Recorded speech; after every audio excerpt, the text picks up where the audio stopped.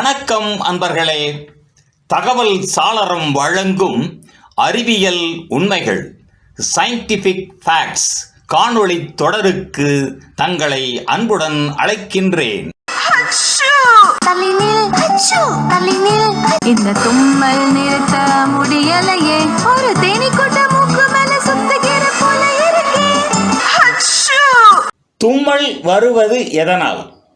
நமது மூக்கின் வழியாக வெளியேறும் தும்மல் மிகுந்த காற்றழுத்தம் கொண்டதாகவும் கட்டுப்படுத்த முடியாதவாறும் தும்மல் வெளியேறும் அந்த வினாடி நேரத்தில் மற்ற புலன்கள் அனைத்தும் மழுங்கடிக்கும் அளவிற்கும் உடல் இயங்கியல் செயல்படும் விதத்தை நாம் பார்க்கின்றோம். மூக்கின் உட்பகுதியானது எபித்திலியம் ஜவ்வினால் அமைந்து நமது மூச்சுக்காற்றில் உட்புகும் மாசு அல்லது கடும் நெடி இதனால் உணரப்பட்டு அதனை தடுப்பதற்காக எதிர்வினையாகத்தான் தும்மல் ஏற்படுகின்றது. இந்த எதிர்வினை எவ்வாறு நிகழ்கின்றது?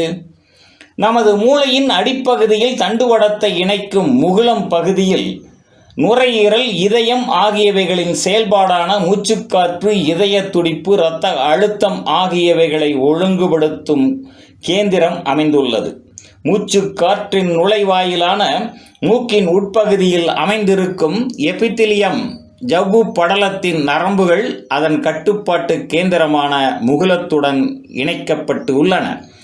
இதன்படி மூக்கின் உட்பகுதியின் ஜவ்வு படலத்தில் ஏற்படும் இயல்புக்கு மாறான செயல்கள் முகுளத்தில் உடனடியாக உணரப்பட்டு அதனை சரி செய்வதற்காக தும்மல் தூண்டப்படுகின்றது.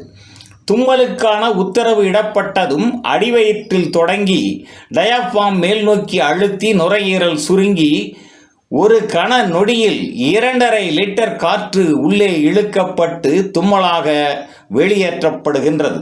இவ்வாறு தும்மலின் போது வெளியேறும் காற்றின் வேகம் மணிக்கு 965 கிலோமீட்டர் என்பது நம்மை ஆச்சரியப்பட வைக்கின்றது.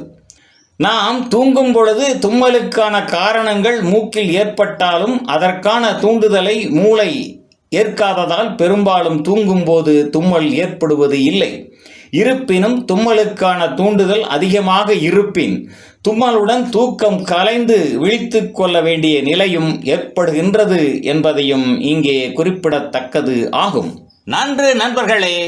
தகவல் சாளரம் வழங்கும் அறிவியல் உண்மைகள் தொடரின் பிறிதொரு காணொளியில் மீண்டும் சந்திப்போம். நன்றி, வணக்கம்.